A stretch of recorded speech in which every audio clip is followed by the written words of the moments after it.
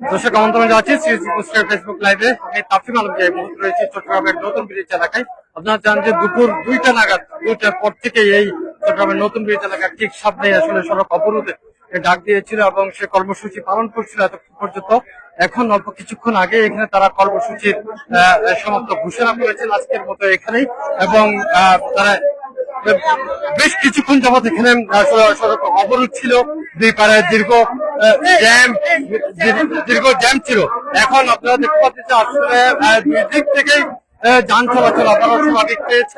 আমরা অবশ্য এর মধ্যে তারা বেশ কয়েকটি দাবি পেশ করেছেন এবং সেটি অতি দ্রুত যদি পালন করা না হয়, সেই দাবিগুলো যদি অর্থাৎ যদি আর গাড়িগুলোকে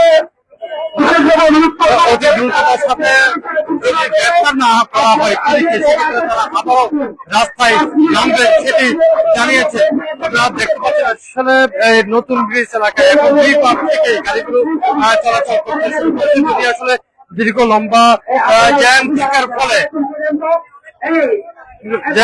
আসলে প্রচুর পরিমাণ গাড়ি এখানে জমা হয়ে গেছে। আসলে এই জ্যামটি শেষ হতে নিঃসন্দেহে সময় লাগবে সেটি বলাই যায়। আমাদের যারা আছেন এই যে পাশে যারা আছেন আপনারা একটু সরে যান, আমরা একটু সরে যান। আপনারা জানেন যে শহীদ উসমান হাদি কিছুদিন আগে তিনি একটি মর্মান্তিক হয়েছেন, চিকিৎসাধীন অবস্থায় তিনি মৃত্যুবরণ করেছেন এবং তার প্রেক্ষিতে পুরো দেশ জুড়ে আসলে বেশি আলোচনা শুরু হয়, পুরো দেশ জুড়ে উত্তাল হয়ে ওঠে এবং গতকাল থেকে ইনকিলাব মঞ্চে তারা বিভিন্ন দাবি দেওয়া দিয়েছিলেন। বিশেষ করে এখনো পর্যন্ত যে খুনির যারা খুনি রয়েছে মূল আসামি তারা এখনো পর্যন্ত ধোঁয়াছোঁয়ার বাইরে, সেটির কারণে তারা এই অবরোধের ডাক দিয়েছিলেন।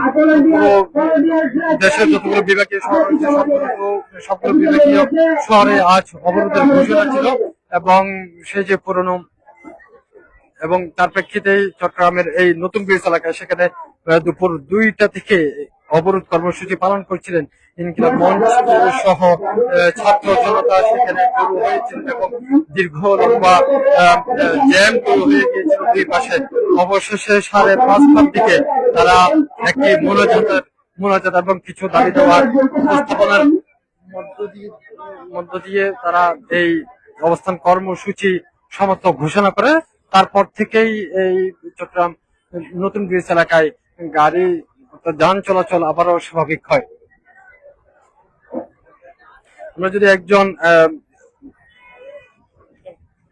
ইনকিলাব মঞ্চের একজন নেতার সাথে যদি আমরা কথা বলি, আপনারা প্রায় 3.5 ঘন্টার মতো আপনাদের একটা অবস্থান কর্মসূচি ছিল, এখন যে অবস্থান কর্মসূচি শেষ করলেন সেটি কি আজকের মতো শেষ নাকি এটি একেবারে পারমানেন্টলি শেষ? না, এটা হচ্ছে আজকের মতো শেষ। ছিল বিকাল 5টা পর্যন্ত কেন্দ্রের যে সিদ্ধান্ত সেই সিদ্ধান্ত মোতাবেকই আমরা এখানে অবরোধ অবস্থান করেছি। আজকের মতো প্রোগ্রামটা আমরা এখানে শেষ করেছি। আগামীকাল রাতের মধ্যে যে সিদ্ধান্ত আসবে কালকে আমরা ওই সিদ্ধান্ত ইনশাআল্লাহ অবশ্যই বাস্তবায়ন করবো। আমাদের কথা হচ্ছে যতক্ষণ পর্যন্ত না হাদি ভাইয়ের হত্যার বিচার হবে না ততক্ষণ পর্যন্ত আমরা এই রাজপথ ছেড়ে যাবো না। আমরা আসলে এই রাজপথে আমরা আসলে নামতে চাচ্ছি না।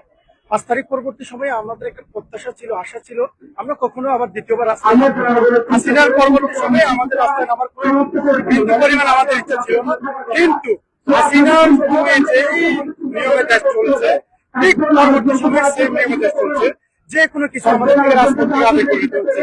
দেখেন 5 তারিখ পরবর্তী সময় যতগুলো রাজপথে আন্দোলন হয়েছে আমার মনে হয় না দীর্ঘ 20 বছরে এত আন্দোলন হচ্ছে, যে যার মতো করে। কিন্তু দেখেন কেন আমাদের এটা আমরা চাইছিলাম এটা না হোক, এই জিনিসগুলো বিলুপ্ত হোক। হাসিনা পরবর্তী সময়ে যেভাবে রাষ্ট্রটা পরিচালিত হয়েছে ঠিক হাসিনা পরবর্তী সময়ে এসে সেমভাবে রাষ্ট্রটা পরিচালিত হচ্ছে। একটা ঘটনা বললে আরেকটা ঘটনাকে দামা চাওয়া দেওয়া হচ্ছে, একটা ঘটনা বললে আরেকটা ঘটনা দামা চাওয়া হচ্ছে। এসে অরাজকতা অশৃঙ্খলতা আরো বেড়ে চলছে। কেন? এই যে স্বরাষ্ট্র উপদেষ্টা ওনাকে কি আমরা তরকারির মধ্যে আলু বেশি হয়েছে না লবণ বেশি হয়েছে দেখার জন্য হয়েছে? বিভিন্ন জায়গায় গিয়ে তরকারির মধ্যে আলু বেশি না লবণ বেশি কেন ভাই? এটা তো দেখার কোনো বিষয় না। ওনার কথা হচ্ছে যে আসামিদেরকে ধরে তিনি বিচার করবেন। আসলে ওনাদের থেকে আমরা এই পাচ্ছি না, যার কারণে আমাদের রাস্তায় নামতে হচ্ছে, রাজপথ অবরোধ করতে হচ্ছে। এই যে সাময়িক অসুবিধার জন্য আমরা জনগণের কাছে আসলে সবচেয়ে বেশি হাত জোরালো ভাবে ক্ষমা চাচ্ছি, কারণ আমরা এটা চাচ্ছি না, বাধ্য হয়ে আমাদের এই কাজটা করতে হচ্ছে। যতক্ষণ পর্যন্ত আমরা বিচার পাবো না ততক্ষণ পর্যন্ত রাজপথে আমরা যাবো ইনশাআল্লাহ।